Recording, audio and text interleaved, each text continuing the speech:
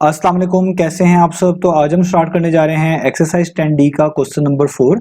तो मेरे पास ये बुक 2 है जिसको हम D2 भी बोलते हैं और उसका ये अपडेटेड 7th एडिशन यानी न्यू एडिशन मेरे पास मौजूद है। और इस न्यू एडिशन का ये चैप्टर नंबर 10 चल रहा है। मैंने इस चैप्टर के नेम से एक सेपरेट प्लेलिस्ट बनाई हुई है, उसका लिंक भी नीचे डिस्क्रिप्शन में दिया हुआ है ताकि आप लोगों को इस चैप्टर से रिलेटेड तमाम सोल्यूशन एक ही जगह पर आसानी से इसी प्लेलिस्ट में मिल सके। इसके अलावा आपको डिस्क्रिप्शन में मेरे सोशल अकाउंट्स के लिंक यानी मेरी फेसबुक प्रोफाइल और मेरी इंस्टाग्राम प्रोफाइल का लिंक भी मिल जाएगा। आप इन्हीं अकाउंट्स के थ्रू अपने क्वेश्चंस को, सजेशंस को मुझ तक भी पहुंचा सकते हैं। तो आइए स्टार्ट कर लेते हैं हम क्वेश्चन नंबर 4 को। तो अब आपको सामने स्क्रीन पर क्वेश्चन नंबर 4 का जो इमेज है वो भी नजर आ रहा है। इस इमेज में आप देख सकते हैं क्वेश्चन नंबर 4 की स्टेटमेंट भी लिखी हुई है और नीचे एक फिगर भी बनी हुई है। तो सबसे पहले हम स्टेटमेंट को रीड करेंगे, अच्छे से समझेंगे, फिर हम इसका सोल्यूशन स्टार्ट करेंगे। तो इसकी स्टेटमेंट को रीड करते हैं। तो यहाँ पे लिखा हुआ है इन दी गिवन फिगर, यानी इस नीचे दी गई फिगर में measurement of angle AOB is equal to measurement of angle BOC is equal to 60 degree. तो आपको बताया जा रहा है कि इस नीचे दी गई फिगर में जो एंगल है AOB और जो एंगल है BOC वो दोनों के दोनों इक्वल हैं और उनकी वैल्यू कितनी बनती है 60 डिग्री। अब इधर M से मुराद मेजरमेंट है, हम इसको मेजरमेंट पढ़ रहे होते हैं और आगे जो सिंबल बना हुआ था इसका मतलब होता है एंगल, तो आप इसको पढ़ रहे हैं इसलिए मेजरमेंट ऑफ एंगल AOB। अब AOB से क्या हम मतलब लेंगे, AOB से मतलब लेंगे A और B के दरमियान O पे बनने वाला एंगल। तो जो लेटर बीच में लिखा होता है इस तरह के केसेस में उस पे बनने वाला एंगल हम मुराद ले रहे होते हैं। तो A और B के दरमियान जो O पे एंगल बनेगा उसी को हम बोलेंगे मेजरमेंट ऑफ एंगल AOB। तो आप देखिए यहाँ पर A है इस फिगर में, यहाँ पर B है और A और B के दरमियान O यहाँ पर है। O बेसिकली सर्कल का सेंटर ही है। तो यहाँ पर जो एंगल करके बन रहा होगा ये होगा AOB। इसी तरीके से आगे जो लिखा हुआ है मेजरमेंट ऑफ एंगल BOC, इससे मुराद है B और C के दरमियान O पे बनने वाला एंगल। तो ये B है, ये C है, यहाँ बीच में O है, तो ये वाला एंगल जो मैंने अब यहाँ पर बनाया और उसको शेड कर रहा हूँ ये एंगल होगा BOC। तो ये दोनों के दोनों एंगल उन्होंने आपको बता दिए हैं कि इक्वल है। ये भी 60 डिग्री है पहले वाला और दूसरे वाला भी 60 डिग्री है। अब आगे रीड करें तो आगे लिखा हुआ है if measurement of AB is 4 centimetre. तो आगे आपको एक कॉर्ड की लेंथ बताई गई है जो कि 4 सेंटीमीटर है। अब मैं इसको कॉर्ड क्यों बोल रहा हूँ, क्योंकि कॉर्ड एक ऐसी लाइन सेगमेंट को बोलते हैं जो सर्कल की बाउंड्री पे मौजूद दो डिफरेंट पॉइंट्स को आपस में जोड़ती है, आपस में मिलाती है। तो इस सर्कल की बाउंड्री पर 3 पॉइंट्स मौजूद हैं, एक A, एक B और एक C। तो A और B को मिलाने वाली जो लाइन सेगमेंट है ये एक कॉर्ड है और इसकी लेंथ उन्होंने आपको बता दिया 4 सेंटीमीटर। इसी तरीके से B और C को मिलाने वाली लाइन सेगमेंट भी कॉर्ड है, इसकी लेंथ नहीं बताई, ये हमें फाइंड आउट करनी पड़ेगी। तो आपको AB कॉर्ड की लेंथ उन्होंने बता दिया 4 सेंटीमीटर। आगे आप देखिए उन्होंने कहा है फाइंड मेजरमेंट ऑफ BC, यानी इस BC कॉर्ड की लेंथ आपने खुद से फाइंड आउट करनी है। इसी तरीके से आपने OC की लेंथ भी खुद से फाइंड आउट करनी है। अब OC क्या है, OC से मुराद इस O से स्टार्ट होने वाली ये लाइन सेगमेंट जो C तक जा रही है, यानी O से लेकर C तक की जो ये आपको लाइन सेगमेंट नजर आ रही है इस लाइन की लेंथ भी आपने फाइंड आउट करनी है। इसी को बोल रहे हैं मेजरमेंट ऑफ OC। और आगे एंड पे लिखा हुआ है मेजरमेंट ऑफ एंगल ABC, जिससे मुराद है वो एंगल भी फाइंड आउट करके दिखाना है जो A और C के दरमियान B पे बन रहा है, उसी को बोल रहे हैं मेजरमेंट ऑफ एंगल ABC। तो ये A है, ये नीचे C है, बिल्कुल बीच में B है। तो A से लेके C तक जो एंगल बनेगा इसका नाम होगा मेजरमेंट ऑफ एंगल ABC, यानी A से लेके C तक B पर जो एंगल बन रहा है जिसको मैंने अभी शेड भी कर दिया, ये भी आपने फाइंड आउट करके दिखाना है। तो उम्मीद है आपको स्टेटमेंट जो है वो क्लियर होगी, तमाम चीजें इसमें पता चल गई होंगी, क्या चीज गिवन है और क्या फाइंड आउट करनी है। तो जब भी इस तरह के क्वेश्चंस को स्टार्ट करते हैं, इससे पहले भी मैंने क्वेश्चन में बताया कि आपको जो चीजें बताई गई होती हैं, जो आपको पता चल रही होती है फिगर को देखकर, वो सारी आपने मेंशन करनी होती है। तो इसलिए हम स्टार्ट करेंगे सबसे पहले गिवन डाटा से, यानी जो जो चीजें हमें बताई गई हैं हम उनको पहले यहाँ पर लिखेंगे। तो हमें सबसे पहले ये बताया गया था कि जो एंगल है AOB और जो एंगल है BOC ये दोनों आपस में इक्वल हैं और इनकी वैल्यू कितनी बनती है 60 डिग्री। मैंने ऊपर लिखी हुई है, बता भी दी है। इसी तरीके से आपको बताया गया था कि जो कॉर्ड की आपके पास लेंथ है AB, जो कॉर्ड थी उसकी लेंथ कितनी है 4 सेंटीमीटर, वो आपको ऊपर बताई भी है, मैंने यहाँ पर मेंशन भी की हुई है, मैंने भी यहाँ पे लिख दी। अब आप देखें यहाँ तक सारी चीजें मैंने लिख दी जो चीजें मैं गिवन है। अब इस फिगर को आप देखें तो आपको एक और चीज मालूम होती है कि जो भी सर्कल होता है तो उस सर्कल में रेडियस मौजूद होता है। रेडियस किसको बोलते हैं, सर्कल की सेंटर से लेकर सर्कल की बाउंड्री तक का डिस्टेंस, सर्कल की बाउंड्री तक की आप लेंथ कह लें या गैप कह लें समझने के लिए। तो अगर आप देखें इस सर्कल की बाउंड्री पे 3 पॉइंट मौजूद हैं A, B और C। तो अगर हम सेंटर O मान लें, क्योंकि यहाँ पे सेंटर O ही लिखा हुआ है, तो O से लेकर A तक की जो फासला होगा, जो गैप होगा, वो भी रेडियस होगा, इसलिए मैं यहाँ पर इसके ऊपर लोअर केस लेटर R लिख रहा हूँ, R मतलब रेडियस। O से लेकर जो B तक की लेंथ होगी वो भी रेडियस को रिप्रेजेंट करेगी, क्योंकि O सेंटर है, B बाउंड्री पे पॉइंट है, तो सेंटर से बाउंड्री तक का जो डिस्टेंस होता है वो रेडियस ही सर्कल में कहला रहा होता है। इसी तरीके से O से लेके C पॉइंट तक का जो गैप होगा, जो लेंथ होगी, जो डिस्टेंस होगा, वो भी क्या होगा, रेडियस। और आप ये जानते हैं कि सर्कल के अंदर जो रेडियस होते हैं वो एक जैसे होते हैं, वो चेंज नहीं होते।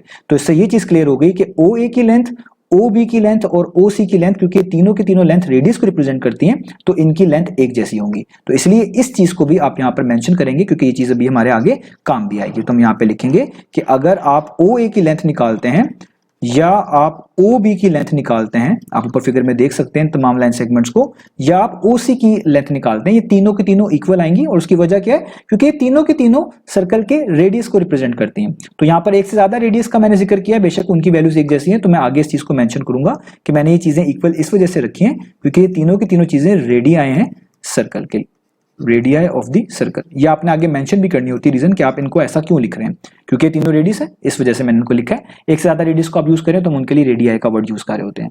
अब यहां तक भी हो गया। अब इसके आगे एक प्रॉपर्टी है जो कि हमने यूज करनी है, और वो प्रॉपर्टी हमें हेल्प करेगी इस बीसी कॉर्ड की लेंथ को फाइंड आउट करने में, और हमने फाइंड आउट वो करनी भी है सबसे पहले। तो वो प्रॉपर्टी क्या कहलाती है, पहले मैं आपको रफ से समझा देता हूं, फिर मैं इस प्रॉपर्टी को नीचे मेंशन करूंगा और उसकी मदद से हम सवाल को आगे लेकर चलेंगे। तो वो प्रॉपर्टी ये कहलाती है, ये कहती है हमें कि अगर आपके पास कोई भी दो कॉर्ड्स हों, जिस तरह हमारे पास यहाँ पर दो कॉर्ड्स हैं ए बी और बी सी, और ये दोनों कॉर्ड एक जैसा एंगल सबटेंड कर रहे हो सर्कल के सेंटर पर, तो ऐसे सिनेरियो में इन कॉर्ड्स की लेंथ भी एक जैसी होंगी, ये कॉर्ड्स भी एक जैसी होंगी। अब यहां पर मैंने वर्ड यूज किया एंगल सबटेंडेड का। तो सबटेंड करने का क्या मतलब होता है? जैसे आप देखें ये ए बी एक कॉर्ड है, तो इसके दो एंड पॉइंट्स आप समझने के लिए समझ लें कि एक ए और एक बी पॉइंट। तो अगर आप इस ए बी लाइन सेगमेंट के दोनों एंड पॉइंट से दो लाइंस इस तरह की जो है एक्सटेंड करें, दो लाइंस ऐसी बनाएं कि वो किसी पॉइंट पर जाकर मिल जाएं। जैसे आप देखें इस ए से हमने एक लाइन ड्रॉ करी जो सर्कल के सेंटर तक गई, इस बी पॉइंट से भी एक लाइन ड्रॉ करी जो सर्कल के सेंटर तक गई, तो यहां पर आके ये मिली, तो यहां पर एक एंगल बना 60 डिग्री। तो इस एंगल को बोलेंगे angle subtended by chord A B. इसी तरीके से आप बीसी वाली कॉर्ड को भी देखें, तो बीसी वाले में दो एंड पॉइंट्स आप देख लें, एक बी और एक सी। तो बी से अगर लाइन ड्रॉ करें वो भी सर्कल के सेंटर तक जा रही है ओ तक, और सी से भी एक लाइन ड्रॉ करें इस तरीके से कि वो भी सर्कल के उसी सेम सेंटर ओ तक जाए, यानी ये दोनों लाइंस आपस में जाकर एक दूसरे को मिल जाए। तो फिर दोबारा एक एंगल यहाँ पे बन रहा है जिसका नाम रखा हुआ है 60 डिग्री। तो ये वाला एंगल भी कहलाएगा angle subtended by chord BC. तो जब दो लाइंस आपस में मिलती हैं और जो एंगल बनता है वही एंगल होता है एंगल सबटेंडेड, और जिस कॉर्ड की मदद से, जिस लाइन सेगमेंट की मदद से वो एंगल बन रहा होता है, तो हम उसी के लिहाज से कह रहे होते हैं angle subtended by that particular chord. तो ये दोनों एंगल्स जो हैं एंगल सबटेंडेड हैं। एक एंगल जो है subtended by chord A B है और एक एंगल जो है subtended by chord B C है। तो प्रॉपर्टी के मुताबिक अगर कोई दो कॉर्ड्स एक जैसा एंगल सबटेंड कर रही हों सर्कल के सेंटर के साथ, तो वो कॉर्ड्स भी एक जैसी होती है, उनकी लेंथ भी एक जैसी होती है, क्योंकि यहां पर सर्कल के जो सेंटर पे एंगल बना है ए बी कॉर्ड की मदद से और बी सी कॉर्ड की मदद से, वो दोनों के दोनों 60 डिग्री हैं। इसका मतलब जो कॉर्ड है ए बी उनकी लेंथ भी एक जैसी होगी, वो कॉर्ड भी एक जैसी होगी। तो इस प्रॉपर्टी का नाम है कन्वर्स ऑफ प्रॉपर्टी नंबर 3, और ये आपको पेज नंबर 188 पे मिल जाएगी। तो सबसे पहले हम इस प्रॉपर्टी को यहां पर मेंशन कर देते हैं जिसके मुताबिक ए बी और बी सी की लेंथ एक जैसी होने वाली है। तो पहले मैं उसको मेंशन कर देता हूं। तो देखिए मैंने ये प्रॉपर्टी यहां पर मेंशन भी कर दी है, तो मैंने लिखा है since the angle subtended by chord A B and B C at the centre are equal, क्योंकि जो एंगल ए बी और बी सी कॉर्ड ने सबटेंड किया जो आपको समझा दिया सर्कल के सेंटर पर, वो एक जैसे हैं, इक्वल हैं, तो ये कॉर्ड्स भी इक्वल होगी। अब कॉर्ड्स कौन कौन सी थी? वो थी ए बी और बी सी कॉर्ड। तो ए बी कॉर्ड की लेंथ कितनी थी? 4 सेंटीमीटर। तो बी सी कॉर्ड की लेंथ भी कितनी हो जाएगी ऑटोमेटिकली? 4 सेंटीमीटर। तो आप यहां पे लिख देंगे। इस ऊपर वाली प्रॉपर्टी की मदद से हमें पता चल गया कि ए बी की जितनी लेंथ होगी उतनी ही कॉर्ड बी सी की लेंथ होगी, और क्योंकि ए बी की लेंथ 4 सेंटीमीटर थी गिवन थी, तो बीसी की भी कितनी फाइंड आउट कर ली हमने? 4 सेंटीमीटर। तो इस प्रॉपर्टी का नाम कन्वर्स ऑफ प्रॉपर्टी नंबर 3 है, पेज नंबर 188 पे आपको मिल जाएगी। तो देखिए हमने यहां तक जो है बीसी को तो फाइंड आउट कर लिया, तो पहला काम तो हमारा हो गया, हमने बीसी की वैल्यू फाइंड आउट कर ली। अब रह गया ओसी को फाइंड आउट करना। तो अब ओसी को किस तरह फाइंड आउट करेंगे, और ये जो एट द एंड एंगल बचा है इसको कैसे फाइंड आउट करेंगे? अब इसके लिए हमने ये चीज यहां पर देखनी है। आप जानते हैं कि अगर आपके पास कोई ऐसा ट्राइंगल हो जिसकी दो साइड्स की लेंथ एक जैसी हो, मिसाल के तौर पर एक ट्राइंगल है, इसकी ये वाली साइड की लेंथ और ये वाली साइड की लेंथ एक जैसी हो, मैं इसका नाम भी रख देता हूं, यहां पर ओ लिख देता हूं, यहां पर ए और यहां पर बी, तो आप इसको पढ़ सकते हैं ए ओ बी ट्राइंगल। तो अगर किसी ट्राइंगल की दो साइड्स एक जैसी हो तो आप इस ट्राइंगल का नाम रखते हैं आइसोसेलेस ट्राइंगल, इसको हम बोलते हैं आइसोसेलेस ट्राइंगल। और इसमें दो साइड्स के साथ साथ जो यहां पर एंगल बन रहे होते हैं जिसको हम बेस एंगल बोल रहे होते हैं, ये भी इक्वल होते हैं। तो अगर आप नोटिस करें यहां पर भी एक ट्राइंगल, दो ट्राइंगल बन रहे हैं। सबसे पहले मैं पहले वाले ट्राइंगल को शेड कर लूं आपके आसानी के लिए। तो ये वाला ट्राइंगल जिसको मैं येलो कलर के साथ शेड कर रहा हूं, ये एक आइसोसेलेस ट्राइंगल ही है। और उसकी रीजन क्या है? उसकी रीजन ये है कि अगर आप नोटिस करें ओ से लेकर ए तक जो है इस ट्राइंगल की एक साइड है, ओ से लेकर बी तक इस ट्राइंगल की दूसरी साइड है। और इन दोनों पे मैंने आर आर लिखा था क्योंकि मैंने आपको बताया था ये दोनों के दोनों रेडियस हैं, और दोनों के दोनों रेडियस होने होने की वजह से इक्वल है, क्योंकि सर्कल में जो रेडियस होता है वो एक जैसा ही होता है। नीचे भी आप देख सकते हैं, यहाँ पे मैंने मेंशन भी किया है कि OA OB जो है वो एक जैसे हैं क्योंकि ये रेडियस है। तो अगर ये दो साइड्स इक्वल हैं तो इसका मतलब ये ट्राइंगल है, यानी ये AOB एक ट्राइंगल हो गया। तो इससे ये बात भी क्लियर होगी कि यहाँ जो नीचे एंगल बनेगा A पर और इस B पर, जिसको मैं अब ग्रीन से शेड कर रहा हूँ, तो ये वाला जो एंगल होंगे दोनों ये सेम होंगे क्योंकि ये बेस एंगल होंगे। आइसोसेलेस ट्राइंगल में ये दोनों एंगल इक्वल होते हैं और एक एंगल आपको 60 डिग्री पहले से बताया हुआ है इस O वर्टेक्स के ऊपर। तो इसका मतलब अगर आपको एक एंगल पता है और आपके पास एक आइसोसेलेस ट्राइंगल है तो आप इन बाकी दो मिसिंग एंगल को भी आसानी से निकाल सकते हैं। और हम ये एंगल निकालेंगे भी क्योंकि इसकी एंड पे हमें जरूरत भी पड़ेगी और इससे हमें और चीज भी पता चलेगी जिससे हमारी जो मिसिंग लेंथ है वो भी फाइंड आउट हम कर लेंगे। तो हमें ये चीज पता चल गई कि ये जो AOB है यह बेसिकली एक क्या है, एक आइसोसेलेस ट्राइंगल है। तो हम इस चीज को यहां पर मेंशन करते हैं कि हमारे पास जो ये AOB है, ट्राइंगल AOB, ये क्या है, इज एन आइसोसेलेस ट्राइंगल।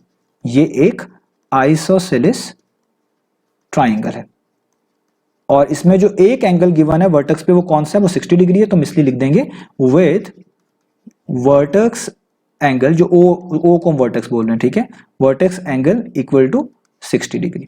ठीक है, अब जो आइसोसेलेस ट्राइंगल है, आपके पास कोई और भी ट्राइंगल आ जाए उसमें तमाम एंगल्स का जो सम होता है ना वो हमेशा 180 के इक्वल होता है। अब क्योंकि ये एक स्पेशल ट्राइंगल बन गया, क्योंकि आइसोसेलेस हम इसको बोल रहे हैं, खास कैटेगरी में हो गया, तो ये जो एंगल A पे बनेगा और जो B पे बनेगा ये सेम होगा। तो A पे बनने वाले एंगल को आप इस तरह रीड कर सकते हैं OAB और B पे बनने वाले एंगल को आप इस तरह रीड कर सकते हैं OBA। तो ये दोनों एंगल्स इक्वल होंगे। तो आप यहाँ पे लिख दें ये पहली चीज कि जो मेजरमेंट होगी एंगल जो है आपके पास OAB ये भी, और मेजरमेंट ऑफ एंगल ये वाला दूसरा जो एंगल है जो B पे बन रहा होगा जिसको आप पढ़ सकते हैं OBA, ये दोनों के दोनों इक्वल होंगे। OBA ये दोनों के दोनों इक्वल होंगे। ठीक है, तो अब आपको पता है कि ट्राइंगल के तमाम एंगल्स का सम किसके इक्वल होता है, 180 के इक्वल। तो हम इन तीनों एंगल्स को सम करेंगे और 180 के इक्वल रखेंगे। तो हमारे पास पहला एंगल तो यही है, मेजरमेंट ऑफ एंगल OAB, दूसरा एंगल तो ये ऊपर ही लिखा हुआ है जो कि आपस में इक्वल है, मेजरमेंट ऑफ एंगल OBA, और तीसरा में खुद से गिवन है 60 डिग्री ऊपर है। तो इन तीनों का सम क्या हो जाएगा, 180 डिग्री के इक्वल। और आप यहाँ पे इस प्रॉपर्टी को लिखेंगे भी, angle sum of triangle AOB, तो AOB ट्राइंगल के तमाम एंगल्स का सम। अब यहां पर बड़ी इंपॉर्टेंट बात है, अब आप नोटिस करें कि ये जो OAB है और OBA दोनों इक्वल हैं। तो जब कोई दो चीजें इक्वल होती हैं इसका मतलब आप उन दोनों में से किसी एक को एक वक्त में यूज कर सकते हैं। या तो इन दोनों को OAB बना लें या तो इन दोनों को OBA लिख लें, क्योंकि दोनों चीजें इक्वल हैं, तो ताकि आपके लिए आसान हो जाए। तो मैं क्या करने लगा हूं, मैं यहां पर OAB को वैसे ही लिखता हूं और इस OBA की जगह पे भी, क्योंकि ऊपर लिखा हुआ है दोनों इक्वल हैं, आप चाहे OAB यूज कर लें चाहे OBA यूज कर लें एक वक्त में, कोई इशू नहीं है। तो मैं इस OBA की जगह पे भी क्या लिख देता हूं, मेजरमेंट ऑफ एंगल OAB, ताकि दोनों एक जैसे हो जाएं और हमें सॉल्व करना आसान हो जाए। और यहाँ पे हो जाएगा 60 डिग्री और 180 डिग्री वैसे का वैसे ही। अब देखें जब दो चीजें एक जैसी हो तो वो 2 टाइम्स हो जाती हैं। आप इस तरह समझें, अगर x प्लस x करते हैं तो क्या लिखते हैं 2x। तो अगर आप देखें ये भी पूरी चीज एक जैसी है 1 टाइम्स है और ये भी पूरी एक जैसी है 1 टाइम्स है, तो 1 टाइम्स प्लस 1 टाइम्स कितना हो जाएगा, 2 times of measurement of angle OAB। और ये 60 डिग्री यहाँ पर ऐड हो रहा है, जो चीज एक तरफ ऐड हो रही हो इक्वेशन की दूसरी तरफ जाकर सब्ट्रैक्ट हो जाती है, यानी 180 डिग्री यहीं पर आएगा और 60 डिग्री जो यहाँ पर ऐड हो रहा है वहां जाकर क्या हो जाएगा, सब्ट्रैक्ट हो जाएगा। तो आप यहाँ पर देखें आपके पास आ जाएगा 2 times of measurement of angle OAB। 180 minus 60 कितना होता है आपके पास, वो होता है 120 डिग्री। तो यहाँ पर आ जाएगा 120 डिग्री। ठीक है, और ये 2 यहाँ पर मल्टीप्लाई हो रहा है एक तरह का, आप समझने के लिए कह लेंगे 2 एक तरह का मल्टीप्लाई हो रहा है। यहाँ पे मल्टीप्लाई का सिंबल ना डालिएगा, जैसे समझाने के लिए बता रहा हूँ। तो वहां जाके क्या हो जाएगा, वहां जाके ये हो जाएगा, वहां जाके ये करेगा 120 को डिवाइड। तो जो चीज एक तरफ मल्टीप्लाई होती है दूसरी तरफ जाकर डिवाइड करती है। तो 120 डिग्री वैसे लिखा रहेगा और 2 उसके नीचे आ जाएगा। और ये भी कैंसिल आउट होता है, 2 1 टाइम्स 2 होता है और 2 60 टाइम्स करेंगे तो 120 आ जाएगा। तो आपको देखें ये वाला एक एंगल पता चल गया OAB, जो कि कितना है, वो है 60 डिग्री। अब यहां पर बड़ी इंपॉर्टेंट चीज है, ये आपने अच्छे से समझनी है। तो OAB 60 आपको पता चला, इसका मतलब ये भी 60 है और ये भी 60 है, क्योंकि OAB और OBA दोनों ही इक्वल थे। तो अगर ये 60 आया तो ये भी 60 आया, यानी आपके पास ये ऐसा ट्राइंगल बन गया जिसके तमाम के तमाम एंगल्स क्या हैं, 60 डिग्री। और आप ये चीज जानते हैं कि ऐसा ट्राइंगल जिसके तमाम एंगल 60 डिग्री हो जाए उसको ही हम इक्विलेटरल ट्राइंगल बोलते हैं। यानी ये OAB आइसोसेलेस ट्राइंगल नहीं बल्कि एक इक्विलेटरल ट्राइंगल ही अब कहलाया जाएगा। पहले में जस्ट इसकी 2 साइड्स की इंफॉर्मेशन थी तो हमने इसको आइसोसेलेस ट्राइंगल कह दिया, अब हमें इसकी तीनों साइड्स की इंफॉर्मेशन पता चल गई, तीनों इक्वल हैं, तो अब हम इसको कहेंगे कि ये इक्विलेटरल ट्राइंगल है। तो हर इक्विलेटरल ट्राइंगल जो होता है वो एक तरह का आइसोसेलेस ट्राइंगल होता ही होता है, ठीक है, लेकिन इसका अलग जो दूसरा वाइस वर्सा है वो नहीं होता।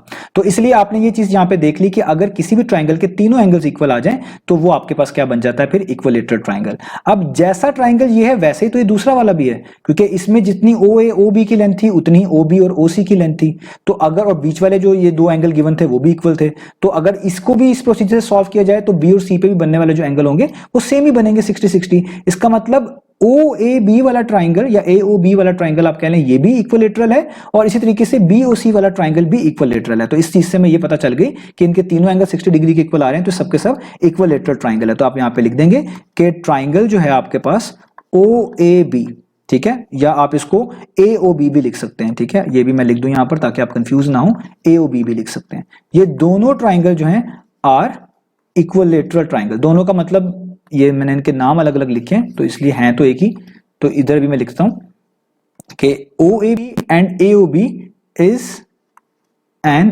Equilateral triangle, is an equilateral triangle, ठीक है। और इसी तरीके से आप इसको भी लिख सकते हैं, ये वाला भी बी ओ सी भी क्या है, एक इक्विलेटरल ट्राइंगल। और आप यहां पे ये भी इसको भी मेंशन कर दें साथ ही, and triangle B O C is also an equilateral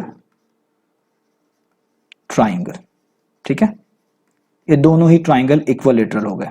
नहीं जी, अब यहां तक हमने कर लिया। अब इससे और क्या चीज पता चलती है, तो अगर कोई ट्राइंगल इक्विलेटरल हो यानी उसकी तीनों की तीनों साइड्स की लेंथ एक जैसी हो जाए तो ही उसके तीनों के तीनों एंगल्स भी एक जैसे होते हैं, जो कि हमेशा 60 डिग्री होते हैं। ये मैंने आपको भी बता भी दिया। तो अगर इसके एंगल्स इक्वल है ना, तो इसका मतलब इन दोनों ट्राइंगल्स की जो साइड्स हैं वो भी इक्वल हैं, यानी जितनी ओ ए की साइड है उतनी ही ए बी है, उतनी ही बी सी है, उतनी ही ओ सी है। तो अगर आपको बी सी तो पता चल चुका है वो 4 सेंटीमीटर है, तो इसका मतलब ओ सी भी कितना है जो कि आपने फाइंड आउट करना है, वो भी आपके पास 4 सेंटीमीटर ही होगी, क्योंकि दोनों ट्राइंगल इक्विलेटरल है। इक्विलेटरल ट्राइंगल में हर साइड की लेंथ एक जैसी होती है। तो अगर आपको एक साइड ए बी की लेंथ भी पता है ना 4 सेंटीमीटर, तो बाकी की भी क्या होंगी, वो भी 4 सेंटीमीटर ही होंगी। तो इसके आगे आप लिख सकते हैं कि अब हमें बड़ी, तो अब हम यहां पर लिख लेंगे कि अब हमें ये चीज पता चल चुकी है कि जितनी लेंथ जो है ए बी की थी, यानी ए बी कॉर्ड की थी, क्योंकि ये ट्राइंगल की साइड ही है ए बी, उतनी ही लेंथ ओ ए की होगी और उतनी ही लेंथ ओ सी की भी होगी,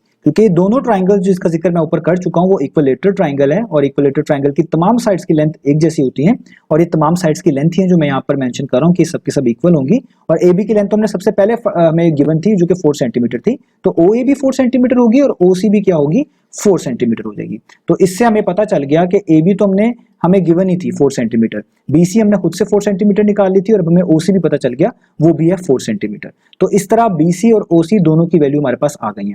अब रह गया ये एंगल एबीसी। तो अब मैं यहाँ पर ये वर्किंग जो है रिमूव कर रहा हूँ, तो आप इसको नोट कर सकते हैं। तो अब मैं इस वर्किंग को जो है यहाँ पर पहले रिमूव कर लूँ ताकि जो आखिरी एंगल रह गया ये समझाना आपको आसान हो जाए। तो अब आखिरी एंगल है कौन सा, तो ये एंगल है ए बी सी, यानी ऐसा एंगल जो ए और सी के दरमियान बी पे बन रहा है। तो देखिए यहां से लेके यहां तक ये एंगल जो है ये हमें रिक्वायर्ड है, इसका नाम है एंगल ए बी सी। और हम ये एंगल बड़ी आसानी से निकाल सकते हैं क्योंकि इसका जो ये पहला वाला हिस्सा है जिसको मैं अब शेड कर रहा हूँ ये वाला, ये इस पहले वाले ट्राइंगल के अंदर मौजूद है, और आपको पता है ये एंगल कितना था 60 डिग्री, और जो इसका दूसरा हाफ है ये इस दूसरे वाले ट्राइंगल के अंदर मौजूद है, और ये भी कितना था 60 डिग्री, क्योंकि मैंने आपको अभी बताया कि इन दोनों ट्राइंगल्स के अंदर जितने भी एंगल्स थे वो सबके सब 60 डिग्री थे, क्योंकि ये इक्विलेटरल ट्राइंगल था, और इक्विलेटरल ट्राइंगल के अंदर तमाम एंगल जो होते हैं 60 डिग्री होते हैं। तो अगर मुझे ये फुल एंगल चाहिए होगा ए से लेके सी तक जिसका नाम है एंगल ए बी सी, तो इन दोनों एंगल्स को मुझे प्लस करना पड़ेगा। तो पहले एंगल का नाम हम रख लेंगे ए बी ओ जो पहले ट्राइंगल में है, और उसका जो दूसरा हाफ है उसका हम नाम रख लेंगे ओ बी और सी जो कि दूसरे ट्राइंगल में है। इन दोनों को प्लस करेंगे तो हमारे पास आ जाएगा एंगल ए बी सी। ठीक है, तो मैं ये यहां पर लिखने लगा हूं कि अब हम ए बी सी कैसे निकाल सकते हैं। तो हम यहाँ पे लिखेंगे कि अगर हम ए बी सी एंगल निकालना चाहते हैं तो वो हमारे पास कैसा आएगा कि जो पहले ट्राइंगल में बी पर कॉर्नर पर एंगल बन रहा है जिसका नाम है ए बी ओ, उसको लिखें, यानी आप लिखेंगे measurement of angle A B O, और उसमें प्लस कर दें जो दूसरे ट्राइंगल के अंदर एंगल बन रहा है उसके बिल्कुल एडजेसेंट उसके साथ ही, जो कि बी पे बन रहा है, यहाँ पे और सी के दरमियान है, तो आप इसको पढ़ लें ओ बी सी। ठीक है, तो आप कह लें ओ बी सी को इसमें ऐड कर लें, ओ बी सी। ठीक है, अब ये दोनों के दोनों 60 थे, पहला वाला भी 60 था और दूसरा वाला भी 60 था। वर्किंग देख सकते हैं, मैंने आपको सारी चीजें ऊपर बताई है, इक्विलेटरल ट्राइंगल था। तो इसका मतलब 60 डिग्री प्लस 60 डिग्री कितना हो गया, 120 डिग्री। तो आपके पास एंगल ए बी सी भी आ गया और वो कितना आ गया, 120 डिग्री। तो आपने जो लास्ट मिसिंग वैल्यू थी वो भी फाइंड आउट कर ली, वो थी एंगल ए बी सी की, तो वो आ गया आपके पास 120 डिग्री। तो यहां से लेके यहां तक अगर आप एंगल को मिलाएंगे तो पहले वाले का 60 दूसरे वाले का 60 मिलाकर 120 हो जाएगा, यही हमने फाइंड आउट करना है। तो इस तरीके से आप देखें, हमने बीसी की भी लेंथ निकाल ली, ओसी की भी निकाल ली और जो मिसिंग एंगल था वो भी फाइंड आउट कर लिया। तो उम्मीद है आपको ये तमाम चीजें समझ आई होंगी। तो आप इस जो है क्वेश्चन को एक बार दोबारा देखिएगा, क्योंकि इसमें हमने काफी चीजें डिस्कस की हैं। तो उम्मीद है आप एक दफा इसको दोबारा देख लेंगे तो चीजें और भी आसान हो जाएंगी। तो यहाँ पर ये क्वेश्चन हमारा खत्म हुआ, सारी मिसिंग वैल्यूज हमने फाइंड आउट कर ली हैं। तो इंशाल्लाह नेक्स्ट वीडियो में मिलेंगे बाकी सॉल्यूशंस के साथ।